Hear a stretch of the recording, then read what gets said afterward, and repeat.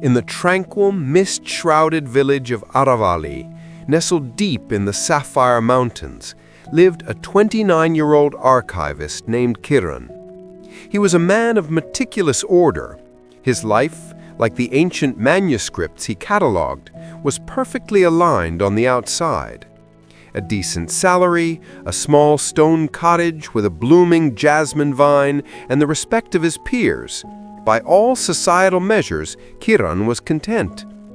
Yet beneath this veneer of stability, a constant, silent turmoil raged. Kiran was perpetually exhausted. His mind was not a sanctuary, but a relentless courthouse. Every waking moment was consumed by a jury of his own making, reviewing the testimonies of his past. He replayed the awkward silence after a botched presentation from 3 years ago, the sharp, regrettable words he'd exchanged with his late uncle, and the missed opportunity to study abroad a decade prior. These memories were not fleeting echoes. They were heavy, polished stones, constantly shifting and rubbing together in the deep pockets of his consciousness. When he finally managed to banish the ghosts of the past, the anxieties of the future would instantly rush in to fill the void. What if the new digital system made his archiving job obsolete? How would he afford his sister's college tuition in the coming years? Was that persistent ache in his shoulder a sign of something serious? This non-stop mental dialogue made rest a cruel mockery. He would lie in his quiet bedroom, the rhythmic croaking of frogs from the nearby pond only amplifying the frantic drumming inside his skull. Sleep came rarely and was shallow, offering no true reprieve.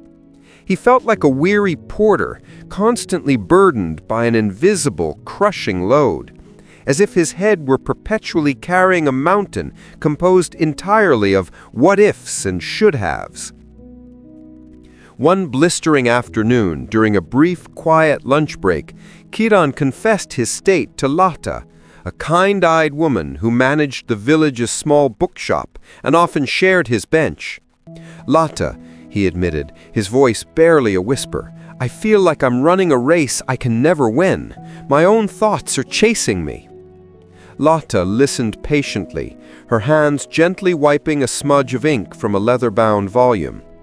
She looked at him with an empathy that reached beyond mere pity. "Kiran," she said softly, "you carry too much. You have to learn where to leave the baggage. Everyone in Aravali knows of the hermit of the Whispering Falls. He is not a priest or a guru, just an old man, a seeker, who lives high on the eastern ridge, near where the water sings over the cliff face. People say he has a way of showing troubled souls how to set down their invisible burdens." Kiran scoffed internally. He was a man of logic and ledgers, not folklore. Yet the unrelenting pain of his perpetual mental strain was becoming unbearable. The idea of a simple solution, a single moment of quiet, was a temptation too strong to resist. The thought of relief was like a beacon in his long, dark tunnel of worries. The following day, a Saturday, Kiran informed his landlady he was taking a short trek. He packed a meager bag with water, a piece of dry bread, and the weighty question of his life. The ascent was steep, testing his physical limits long before he reached the summit. The air thinned, and the well-worn village paths gave way to rough, rocky trails tangled with stubborn rhododendron roots. The physical effort was almost a welcome distraction from the mental churn. But as his legs began to burn, the old worries, was this a waste of time? What if I trip and hurt myself and miss work? Crept back in. After nearly 3 hours of grueling climb, guided only by the distant, soft roar of falling water, he finally broke through a thicket of pine and found himself in a small clearing. There, bathed in the soft, diffused light filtering through the ancient canopy, stood a humble structure made of woven reeds and stone, positioned beside a pool of water so clear it looked like liquid glass. The sound of the waterfall was not loud, but a deep, resonant hum, the Whispering Falls. An old man with a face etched with countless sunrises and a smile of profound, simple calm was seated on a smooth boulder, slowly, deliberately, sharpening a simple wooden stick. His movements were unhurried, each action a meditation. It was the hermit of the Whispering Falls. Kiran, suddenly feeling the weight of his city clothes and the chaotic nature of his urban mind, stood awkwardly and offered a deep, respectful bow. "Master," he whispered, his voice hoarse from the climb and the tension in his chest, "my life is a good one, but my mind offers me no rest. It is a battlefield of the past and the future. I came seeking the stillness that people say you possess. I desperately need to find peace." The hermit stopped his work, laid the stick and the whetstone carefully on the rock, and turned his gentle, knowing gaze upon Kiran. He didn't offer a platitude or a philosophical answer. He simply smiled, the gesture reaching all the way to his ancient eyes, and said, "Then let us begin your lesson. Come with me." What will the hermit ask Kiran to do? And will the hermit's lesson be as simple as the task he is given? Or will it be a test of Kiran's frantic, overthinking mind? The hermit of the Whispering Falls rose with a grace that belied his age, his thin cotton robe barely rustling as he moved. He led Kiran a few paces away from his hut toward a point where the clear stream from the falls spread out over a bed of polished, river-smooth stones before tumbling down the rest of the mountain. The air here was cool, moist, and carried the perpetual clean scent of water and pine. The hermit knelt, his movements precise and unhurried, and picked up a small, tightly woven rattan basket, the kind used by local farmers to carry small bunches of foraged berries. It was light, almost negligible in his hand. He presented it to Kiran. "Kiran," he began, his voice a low, melodic rumble, "I understand the burden you feel. The mind is a tireless servant, but when it serves only to replay old songs and predict future storms, it becomes a merciless master. For your first lesson, I want you to make your invisible burden visible. See this basket? I want you to fill it with pebbles from this stream bed." Kiran, the archivist who dealt in the abstract world of history and theory, found the request disappointingly simplistic. He had expected a profound mantra, a complex meditation technique, or perhaps a discourse on ancient wisdom. Instead, he was being asked to perform manual labor. Nonetheless, his desperation overruled his skepticism. He knelt and began to select the pebbles. "However," the hermit added, his eyes twinkling with a knowing light, "you must select them with purpose. For every regret, every mistake, every bitter word you ever spoke or were spoken to you, for every piece of the past that still occupies your precious present moment, choose one pebble. Do not rush. Let each stone remind you of the specific thought it represents." Kiran started slowly, his fingers brushing over the cool, wet stones. The terrible, awkward apology I gave a former supervisor. The debt I took on to fix the house's roof. The harsh comment I made to my sister during her graduation. He selected a flat gray pebble for the apology, a smooth, heavy black one for the debt, and a sharp, jagged one for the cruel comment. The simple act of assigning a physical object to an abstract worry was immediately strangely taxing. He didn't just pick the stone, he had to remember the full, visceral pain of the memory it represented. Soon the basket held a scattering of stones from the past, but the hermit's gaze held steady, urging him to continue. "Now," the old man instructed, his voice firming slightly, "the future. For every anxiety about your job, your finances, the health of your aging parents, the possibility of being alone, or any fear that casts a shadow on your path forward, choose a pebble. These are the what-ifs, the phantoms of tomorrow you carried today. Kiran's heart sunk. This section was far more numerous than the first. He picked up a smooth white stone for the fear of unemployment, a cluster of teeny sharp stones for the monthly bills, a large heavy brown stone for the growing worry about his mother's fragile health, and a perfectly round polished stone for the deep-seated fear of profound loneliness. He could not stop. His mind, the relentless machine, provided an endless inventory of anxieties. His past was heavy, but his future was overwhelming. The pebbles began to fill the small basket rapidly, the initial lightness giving way to a significant weight. The stones clacked and settled, creating a surprisingly dense core of worry. Kiran's fingers grew raw, and his initial skepticism had turned into a kind of grim, painful recognition. He had thought his worries were just air. Now they were hard, cold, undeniable physical mass. Finally, with a soft sigh, the hermit stopped him. The rattan basket was now entirely full to the brim. It was heavy, far heavier than it looked.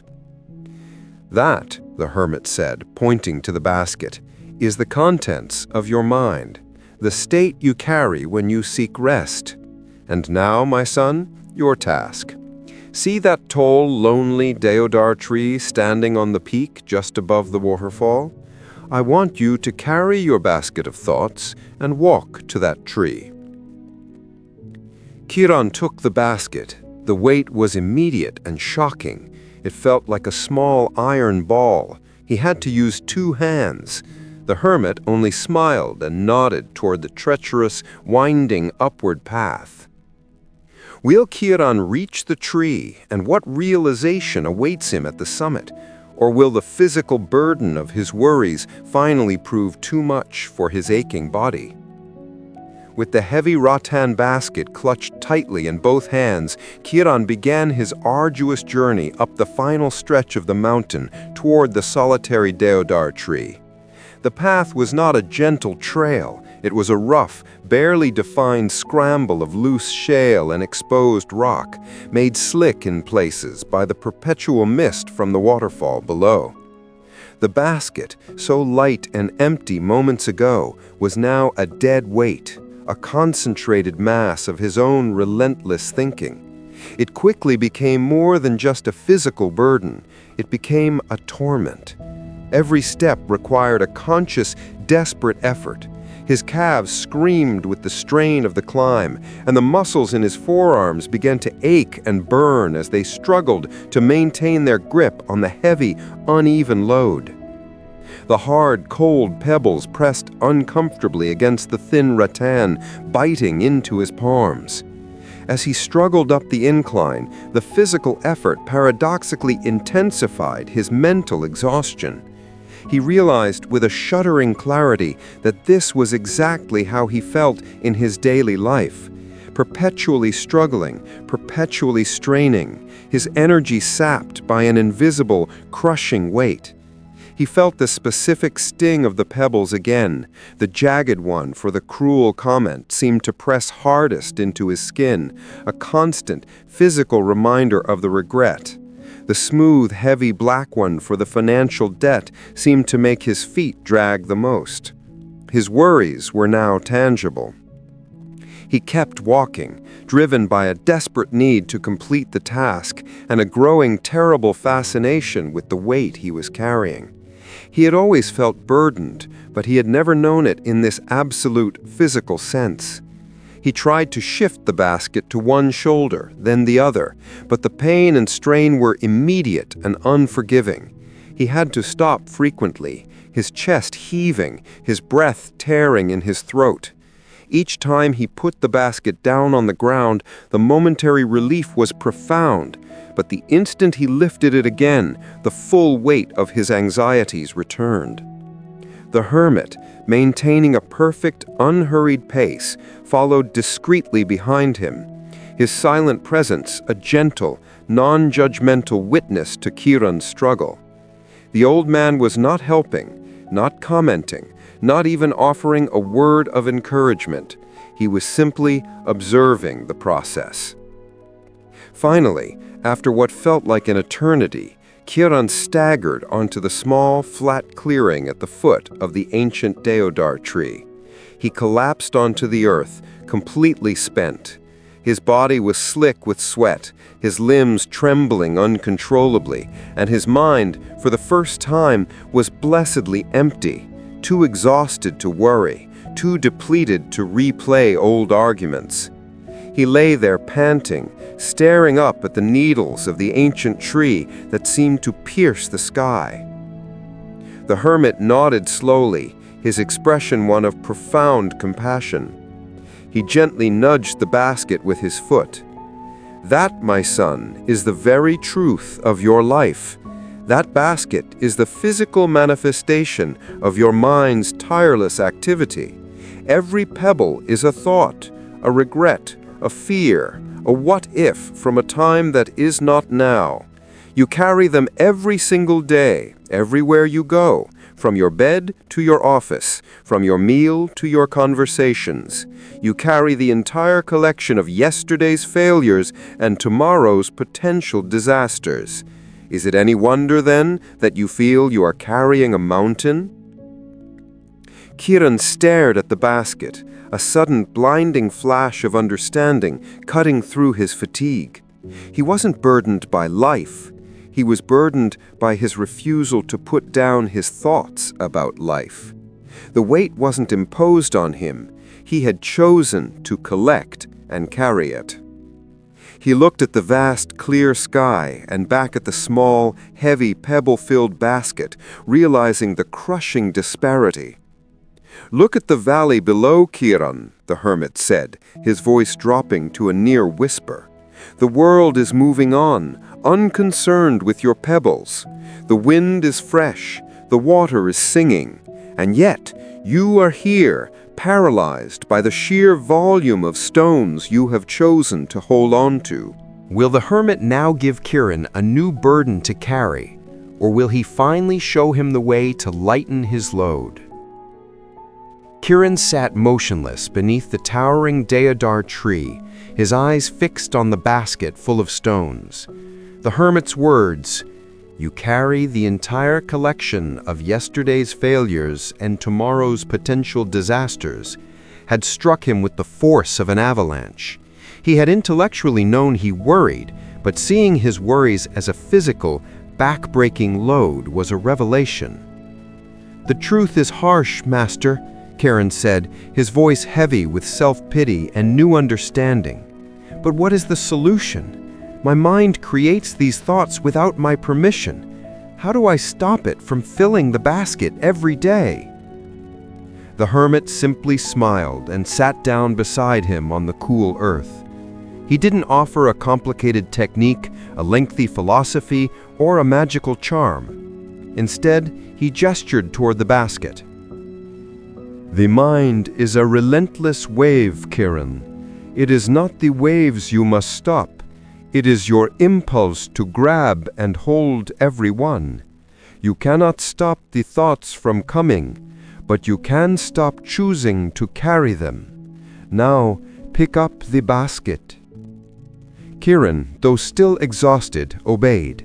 He lifted the heavy basket again, the dull ache immediately returning to his arms. "Good," the hermit said, his eyes intently fixed on the pebbles. "Now, throw one pebble away. Select the heaviest one, the most painful one, and simply discard it. Cast it into the wind." Kiran hesitated for a moment. He looked at the sharp, jagged stone that represented the cruel word he'd regretted. He felt a pang of resistance, as if throwing it away would make the memory itself disappear, which felt almost frightening. But he forced his hand to move. With a swift movement, he tossed the jagged pebble. It flew in an arc, a tiny dark speck against the immense blue sky, before vanishing into the dense canopy below. As it left his hand, a strange, small sensation of release traveled up his arm. The weight of the basket, though still immense, was quantifiably less. "Now another," the hermit commanded, softly, not giving him time to overthink the action. Kiran reached into the basket and pulled out the large, brown, heavy stone, the worry about his mother's health. This was the hardest. He had been carrying this worry out of a misplaced sense of duty, as if by worrying he was somehow protecting her. His hand trembled, but he threw it anyway. This one too vanished, and with it, a small knot of tension in his shoulder eased, almost imperceptibly. "And another," the hermit urged. Kiran threw the flat gray one that symbolized his awkward apology, then the smooth white one for job insecurity, then the cluster of tiny stones for the endless stream of bills.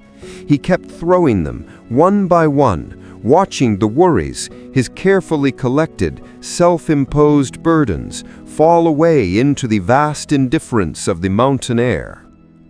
As the basket rapidly grew lighter, something profound and extraordinary began to happen. The physical relief was immediate and undeniable. His arms stopped burning, his shoulders relaxed, but the inner change was far more potent. With each discarded pebble, a corresponding piece of tension inside his chest and forehead dissolved. The mental space that had been occupied by a constant internal monologue began to widen. When the basket was just half full, Kiran actually laughed, a spontaneous, genuine sound that startled even himself. The laugh wasn't because of anything funny. It was the sound of space being created where there had only been pressure. He continued until the basket held only a handful of stones, and then, finally, until it was completely, utterly empty. The hermit watched the entire process with the same calm, unwavering gaze. When the last pebble had been tossed and the wind carried the silence back, Kiran dropped the now light basket to the ground. It made a soft, hollow thump. He took a deep, shuddering breath, filling his lungs with the cool, clean air. It felt like the first proper breath he had taken in years. The air tasted of pine and clean mountain runoff, and there was no frantic voice inside his head arguing about it. "Look up, Kiran," the hermit instructed gently. Kiran raised his eyes to the limitless, perfectly blue dome of the sky. What profound truth about peace and thoughts will the hermit reveal to Kiran? And will Kiran be able to carry this newfound lightness down the mountain and into his everyday life? Kiran sat beneath the deodar tree, the empty basket lying beside him. He felt an incredible, almost terrifying lightness, the same profound relief that a deep-sea diver must feel upon returning to the surface after a long, crushing dive. His mind was still. It was not silent. The gentle rush of the waterfall and the whisper of the wind through the pines were audible, but the inner chatter had ceased. The courthouse was adjourned. The hermit reached out and placed a hand on Kiran's shoulder, a light pressure that felt grounded and real. "Peace," the old man began, his voice imbued with the resonance of the natural world around them, "is not the goal of a complicated mental exercise. Peace is not the absence of thought, my son. Even on this mountain, a storm will gather, the wind will blow, and the water will crash. Thoughts, like the weather, will always arise." Kiran listened intently, the lesson now sinking into a part of him that was deeper than his intellect. "The error you made," the hermit continued, is that you believed that just because a thought arrived, you were obliged to pick it up, assign it weight, and carry it with you. You collected yesterday's regrets and tomorrow's possibilities and decided to make them the burden of today. Peace is not found in stopping the waves. It is found in the choice not to drown in them. He paused, letting the profound simplicity of the statement settle. Peace, he concluded, is the deliberate choice not to carry what does not belong to this very moment. The basket of pebbles will never truly be far away. Your mind will create a new collection the moment you walk back down. But now, you know that you are not the carrier. You are the one who chooses to pick up the handle. Kiran looked at the spot where the thousands of pebbles had vanished. He realized the mountain itself had not changed, nor had the facts of his life, his job, his bills, his aging parents. But the relationship he had with those facts had undergone a seismic shift. The problems existed, but the crushing, self-imposed weight of them was gone. He understood now that he could observe a fearful thought, acknowledge it, and then simply let it drop into the wind, refusing to put it in the basket for the long, arduous journey. He bowed deeply to the hermit, his forehead touching the cool earth. "Master," he whispered, a wave of pure gratitude washing over him. "Now I truly understand. The exhaustion I felt was not caused by the external world, but by my internal resistance. The world outside cannot grant me peace. It begins inside, when I finally learn the profound art of letting go." The hermit smiled his quiet, knowing smile. "Go well, Kiran. The mountain awaits you, as does your home.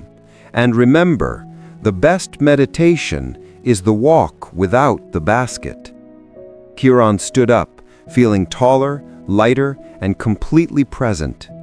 He left the empty basket beneath the deodar tree, a symbolic offering, a monument to the thoughts he no longer claimed. As he began his descent down the rough path, the setting sun was just beginning to paint the western sky in hues of deep gold and radiant orange. The walk down was completely different. The path was still rough, but he noticed the vibrant green of the moss on the boulders, the delicate perfume of the wild lavender, and the joyful rhythmic music of the waterfall. He saw a stone, and a thought arose. That stone is too smooth. It would be perfect for the regret about that investment. But this time, he watched the thought arrive, acknowledged it, and then simply let it drop into the wind, refusing to put it in the basket for the long, arduous journey. He was not carrying the weight of yesterday, and the future was no longer a collection of sharp stones. His heart was full, and his hands were empty.